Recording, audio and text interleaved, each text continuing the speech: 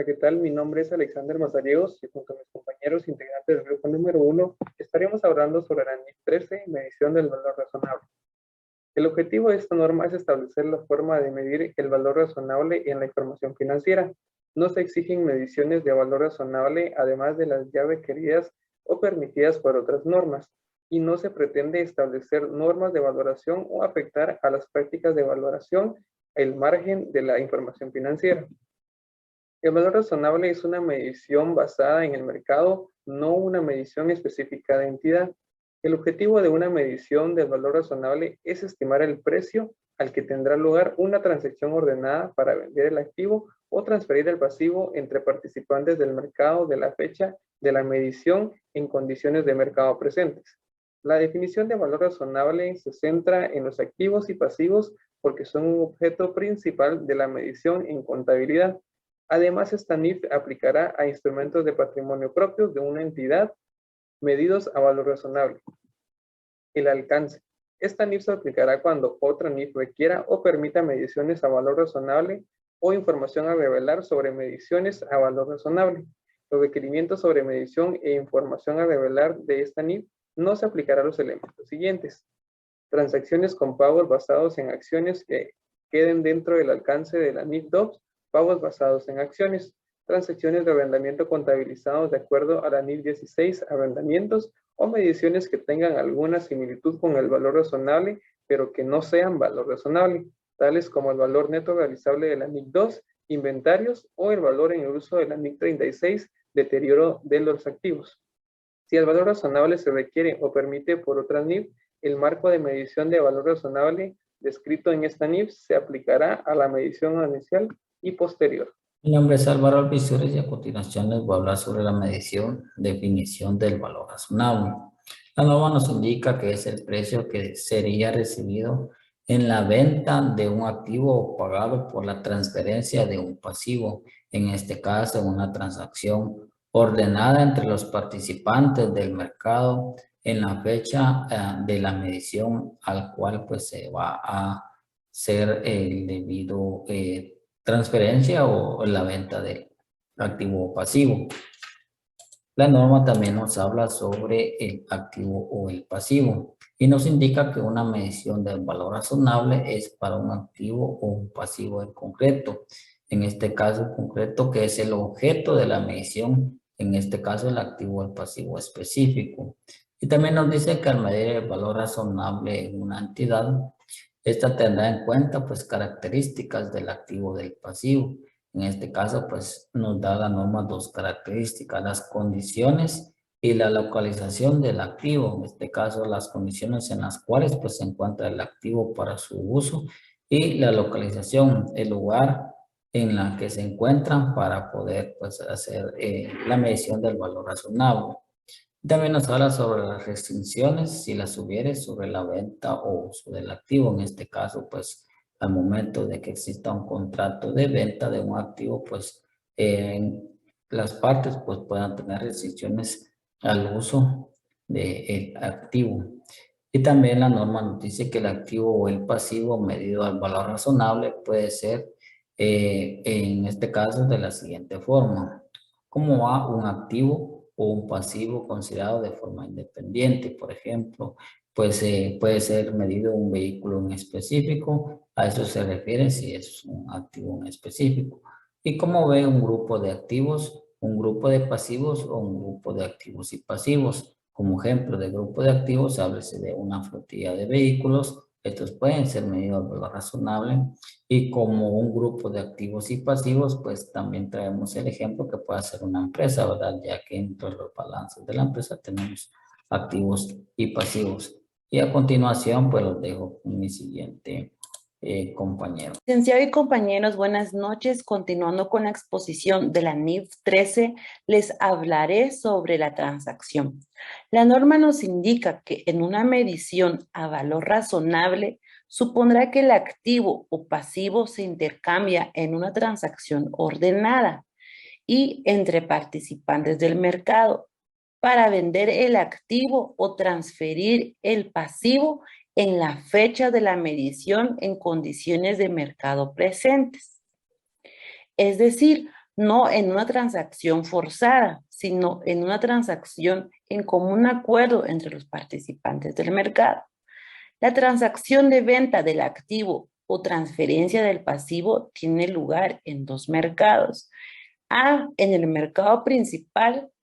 B, en ausencia de dicho mercado principal, se realizará en el mercado más ventajoso para el activo o pasivo.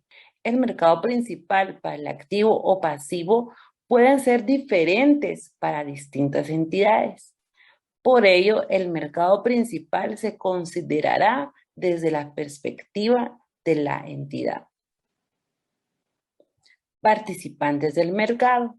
Una entidad medirá el valor razonable en un activo o un pasivo utilizando los supuestos que los participantes del mercado utilizarían para fijar el precio del activo o pasivo.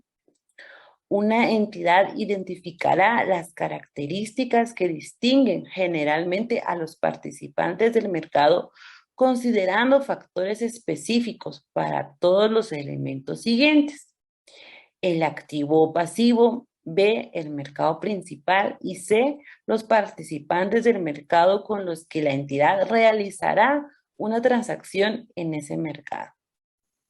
El precio. El valor razonable es el precio que se recibiría por la venta de un activo o se pagaría por la transferencia de un pasivo en una transacción ordenada en el mercado, en este caso ya sea un mercado principal o el más ventajoso en la fecha de la medición de condiciones de mercado presentes, es decir, de un precio de salida independientemente si ese precio es observable directamente o utilizando otra técnica de valoración. El precio de mercado principal o más ventajoso utilizado para medir el valor razonable del activo o pasivo no se ajustará por los costos de transacción. En este caso, porque los costos de transacción se contabilizarán de acuerdo a otras NIF y los costos de transacción no son características de un activo o de un pasivo, más bien son específicos de una transacción. Y los costos de transacción no incluyen los costos de transporte. Aplicación a activos no financieros. Una medición a valor razonable de un activo no financiero tendrá en cuenta la capacidad del participante de mercado para generar beneficios económicos mediante la utilización del activo en su máximo y mejor uso o mediante la venta de este a otro participante de mercado que utilizaría el activo en su máximo y mejor uso. En este caso tenemos tres características. Que es físicamente posible. En este caso se debe tomar en cuenta esta característica a la hora de fijar el precio de un activo. Por ejemplo, en la localización y la dimensión de un activo.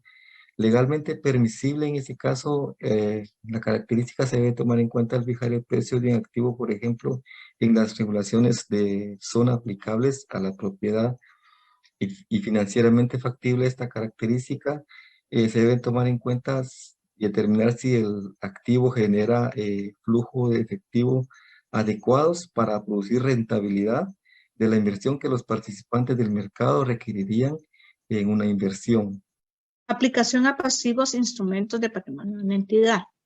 Podemos decir que un pasivo en circulación son las deudas además de las obligaciones de una empresa y que espera pagar en el plazo de un año. Estamos hablando de activos corrientes y los instrumentos financieros son acciones ordinarias, ciertos tipos de acciones preferentes y bonos de suscripción o compra de acciones ordinarias de la empresa. Por eso, la misma norma nos da los principios generales que un pasivo permanecerá en circulación y requerirá al participante de mercado receptor de la transferencia satisfacer la obligación. También dice que el pasivo no se liquidará con la contraparte o se extinguiera de otra forma en la fecha de medición. Dice que en el momento en el que existe una transacción y se haga una medición del valor razonable, si el valor cambia, eso no quiere decir que se va a extinguir a otra parte, que tiene que liquidar el activo o el pasivo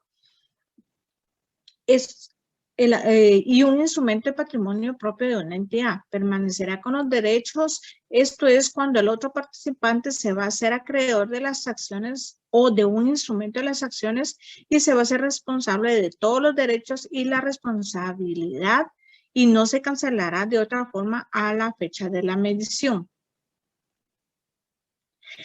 La aplicación de activos financieros y pasivos financieros composición compensadas en riesgos de mercado o riesgos de crédito a la contraparte. Esto quiere decir que una entidad al mantener bonos, pagaré, letras de cambio esté expuesta a riesgos de mercado y a riesgos de crédito. En este caso, la NIF puede hacer una excepción y nos da las dos formas en que podemos medirlo, por medio de valor razonable o por medio de costo. En este caso, si estamos en una área de riesgo de mercado o de crédito, podemos utilizar el método de costo para poder realizar la medición de los activos y pasivos. Uno de los ejemplos de activos y pasivos financieros tenemos el dinero en legal, que son los billetes y monedas, el dinero en bancos, que es el depósito bancario, la deuda pública a largo plazo y los pagares de empresa. Valor razonable en el reconocimiento inicial. Cuando se adquiere un activo o se asume un pasivo en una transacción de intercambio, para ese activo o pasivo el precio de la transacción es el precio pagado por adquirir el activo o recibido por asumir el pasivo. El valor razonable del activo o pasivo es el precio que se recibiría por vender el activo o pagaría por transferir el pasivo. Si otra NIF requiere o permite que una entidad mida un activo o un pasivo inicialmente a valor razonable y el precio de la transacción difiere de valor razonable, la entidad reconocerá la ganancia o pérdida resultante en el resultado del periodo a menos que la NIF especifique otra cosa. Las técnicas de valoración son aquellas técnicas utilizadas por la entidad para medir el valor razonable, incorporando estas técnicas datos de entrada, maximizando el uso de aquellos datos que sean observables y minimizando el uso de que no sean observables. El objetivo de utilizar estas técnicas es estimar el precio en una transacción ordenada de venta de un activo o transferencia de un pasivo entre participantes del mercado en la fecha de emisión. La NIF 13 presenta tres técnicas: la técnica de valoración del enfoque de mercado, el enfoque de costo y el enfoque de ingreso.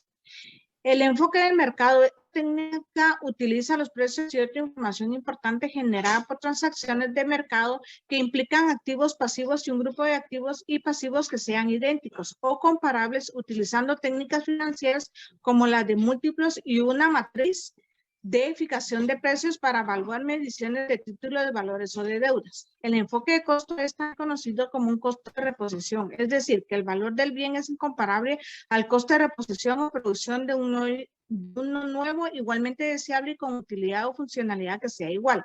El enfoque de ingresos, básicamente es la técnica de valor presente estimando aquellos ingresos o aquellos gastos descontando una tasa de descuento.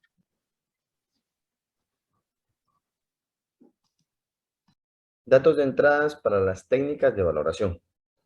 En los principios generales, esas técnicas de valoración se utilizan prácticamente para medir el valor razonable, en el cual se busca maximizar el uso de los datos de entrada observable, relevantes, y minimizar el uso de datos de entrada no observable.